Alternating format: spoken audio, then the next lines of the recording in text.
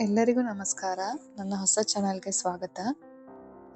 ನನ್ನ ಜೀವನದಲ್ಲಿ ನನಗೆ ಅಂತ ಅತಿಯಾಗಿ ಪ್ರೀತಿ ಕೊಟ್ಟ ಒಂದು ನಾಯಿ ಮರಿಯ ಕಥೆಯನ್ನು ನಾನು ಹೇಳಲು ಬಯಸುತ್ತೇನೆ.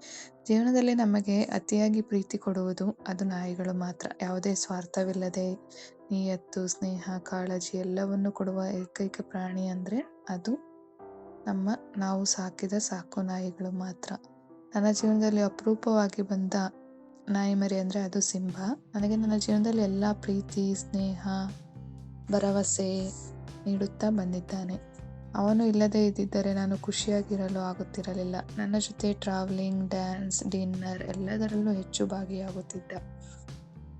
ನಾವು ಕಾಣದೇ ಇದ್ದಾಗ ಹುಡುಕಾಡುತ್ತಿದ್ದ, ಊಟ ಬಿಡುತ್ತಿದ್ದ, ನಮ್ಮ ಧ್ವನಿಯಲ್ಲಿಯೇ ನಾವೇ ಬಂದಿದ್ದೇವೆ ಎಂದು ತಿಳಿಯುತ್ತಿತ್ತು.